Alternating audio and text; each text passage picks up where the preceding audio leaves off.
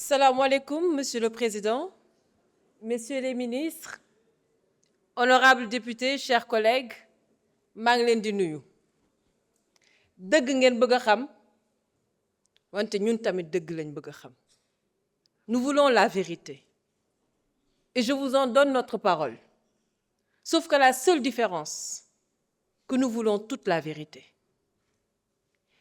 Il ne faut pas que ñu réeral Sénégalais yi.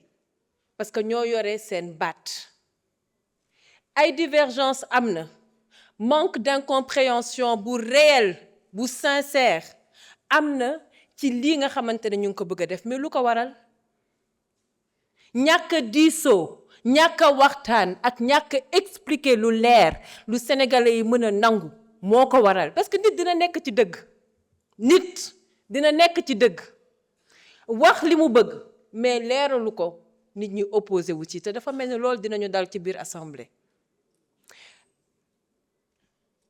ku boom Baye Cheikh Diop man mii dama ko bëgg a xam qui a tué Cheikh Coly Moussa Dramé Sadio Camara pourquoi ngeen xalaat ne ñun bëgguñu ko xam qui a torturé Pape Abdoulaye Touré dañ ko bëgg a xam qui a tué le gendarme on veut savoir. Qui a tué le policier? On veut savoir. Mais nous avons également le droit de vouloir savoir qui a brûlé le terre. Qui a brûlé notre BRT? Am nañ ci droit. Il faut être des démocrates jusqu'au bout. La justice, oui, mais la justice pour tout le monde. Et cette justice, elle ne doit pas être sélective. Vous savez, li ñu war a moytu dafa am loo xamante ne dañ ko xeex yéen ngeen jiitu ci xeex bi ba yàlla jël nguur jox leen ko li jara moytu man ku ma xam-xam nga ne duma tontonte ndaxte dama silvissé ku jara moytu li ñu jara moytu mooy teguwaat ci yoonu def li nga xamante ne dañ ko doon xeex ba tey parce que les Sénégalais ils ont encore besoin d'espoir. Les Sénégalais, ils ont besoin de travail. Les Sénégalais, ils ont besoin de solutions. Monsieur le ministre, nous voulons la justice. Et nous comptons sur vous pour la justice. Cette loi d'amnistie, si nous faisions partie de la 14e législature, nous ne l'aurions jamais votée. Et nous sommes contre cette loi d'amnistie. Et si aujourd'hui, le débat était l'abrogation ou non de cette loi d'amnistie, vous comprendrez beaucoup mieux nos postures et nos positions. Mais là n'est pas la question. On veut aujourd'hui interpréter une loi d'amnistie. Et une interprétation ne devrait pas avoir une vocation à modifier, ni à rajouter. Elle doit clarifier. Li ñuy def mënoon na ñàkk tey le Conseil constitutionnel, à lui seul, était habilité à clarifier.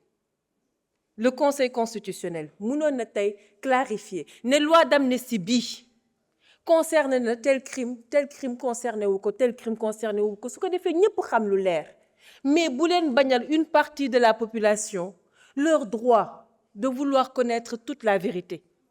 Nous sommes sensibles à ceci. Cette interprétation li ngeen laajte kan moo ko bañ mooy wane ne que comprendre goo leen le problème du peuple sénégalais.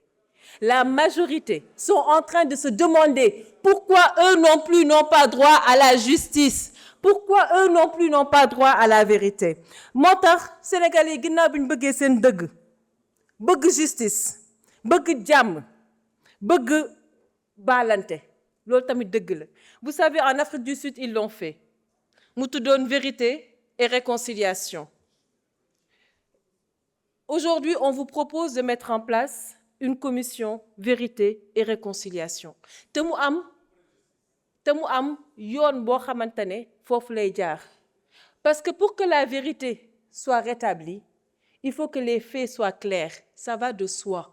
Il faut que des enquêtes soient menées mais sur tous les faits ku nekk xam fi nga féete loolu mooy li ñu bëgg mais sur tous les faits. Et ensuite on parle de réconciliation. Et ensuite, on parle de pardon pour ceux qui veulent pardonner. Et enfin, on pourra parler d'indemnisation. Donc, bu fekkente ne tey loolu la askan bi wax, je pense que mën nañ see d'accord. Merci.